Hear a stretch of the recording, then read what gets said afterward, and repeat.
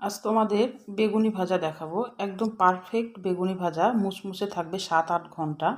গোপন একটা টিপস তোমাদের সহকারে আমি শেয়ার করব। এই গোপন টিপসটা আদৌ আর আগে কেউ শেয়ার করেছে কিনা আমি জানি না। এমন একটা জিনিস মিশাবাদে 7-8 ঘন্টা একদম মুচমুচে খাস্তা পারফেক্ট বেগুনি থাকবে।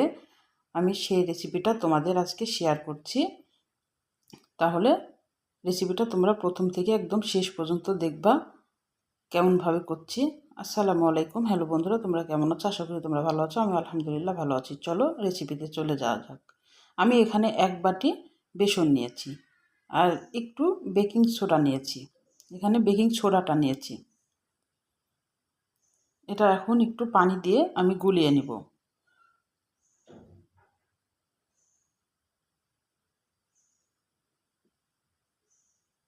পানি দিয়ে ভালোভাবে একটু গুলিয়ে নিব। প্রথম টিপস হচ্ছে ব্যাটারের সাথে 1 টেবিল চামচ চাউলের গুঁড়া মিশিয়ে দিবা। আমি এক টেবিল চামচ চাউলের গুঁড়া দিলাম, এখানে লাল মরিচের গুঁড়া দিলাম আর পরিমাণ মতো লবণ দিলাম। দিয়ে আবার ব্যাটারটাকে ভালোভাবে ফেটিয়ে নিব। পানি লাগলে পানি দিব, দিয়ে ফেটিয়ে নিব আবার। ব্যাটারের সাথে 1 টেবিল চামচ চাউলের গুঁড়া মিশাইলে একদম মুসমুসে খাস্তা হবে। আর আরেকটা গোপন টিপসও তোমাদের শেয়ার করব, তোমরা দেখতে থাকো। এবার ভালোভাবে মিশিয়ে দিব। এবার একদম ভালোভাবে ফেটাই নিতে হবে। ফেটানোতে কিপটামো করা যাবে না, ফেটাইতে হবে ভালোভাবে ব্যাটারটা। পারলে হাত দিয়ে ফেটাইতে পারো তোমরা, বা কাঁটা চামচ দিয়ে ফেটাতে পারো। আমি এখানে বেগুন লম্বা করে কেটে নিয়েছি। আর বেগুনটা ভালোভাবে ধুয়ে রেখেছিলাম আগেই, কাটার আগেই।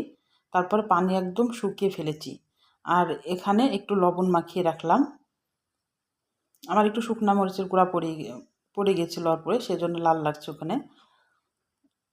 শুকনা মরিচের গুঁড়া দেওয়ার দরকার নাই। এবার সেই টিপস হলো গোপন টিপস। এখানে গরম তেল আমি আগে থেকে বসিয়ে রেখেছিলাম, একদম টকবগানি গরম। 2 টেবিল চামচ তেল আমি দিয়ে দিলাম ব্যাটারের সাথে। এই তেলটা দিলে তোমাদের মানে বেগুনি ভাজলে বেগুনিতে যে এক্সট্রা তেল অনেক টেনে নেয়, এই তেলটা টানবে না। আমি তোমাদের 2টা টিপসই বলে দিলাম। এইভাবে যদি বেগুনি ভাজো, আর বেগুনটা এভাবে চুবিয়ে বাড়তি এক্সট্রা ব্যাটারটা ফেলে দিতে হবে, তারপর এখান বেগুনিটা দিতে হবে। দেখো ব্যাটারটা আমি বাড়তি ব্যাটারটা ফেলে দিচ্ছি। এক্সট্রা যে বাড়তি ব্যাটারটা গায়ে থেকে পড়ে যাচ্ছে, তারপর এখান বেগুনিটা তেলে দিতে হবে। আর তেলের পরিমাপটা একদম হাই হিটে থাকবে প্রথমে, তারপরে একদম মিডিয়াম থেকে একটু লোয়ে করে দেব। একদম লোয়ে না, মিডিয়াম থেকে একটু লোয়ে দিয়ে আবার ভালোভাবে এপাট ওপাট করে লাল করে ভেজে দেব। এভাবে যদি তোমরা ফলো করে বেগুনি ভাজো 7-8 ঘন্টা, একদম মুসমুসে খাস্তা অনেক সুন্দর একদম থাকবে, নেতিয়ে যাবে না। আর তেলও টানবে না বেশি। আমি দেখো কড়াইয়ে কিন্তু খুব বেশি তেল দিই নাই, তেল একটুও টানবে না এভাবে যদি তোমরা বেগুনিটা ভাজো। আমি তোমাদের আর একটা বেশ দেখাই দিচ্ছি। এক্সট্রা ব্যাটারটা অবশ্যই ফেলে দেবা গায়ের।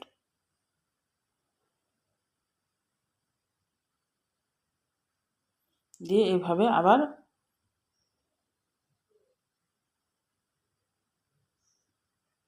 বেগুনিগুলা দিয়ে দিতে হবে।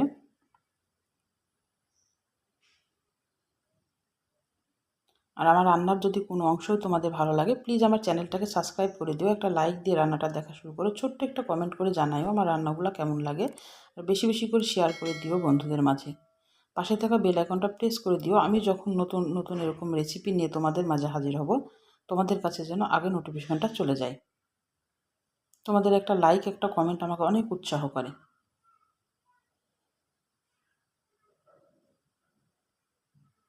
দেখো ফুলছে কত সুন্দর, আর গা একদম মসৃণ, একদম চকচক করবে, তেলও টানবে না। দেখো তেল একটুও টানছে না, কিন্তু আমি কিন্তু কড়াইয়ে খুব একটা বেশি তেল দিইনি, তোমাদেরকে দেখানোর জন্যই কিন্তু। আমি সবগুলা ভেজে নিলাম।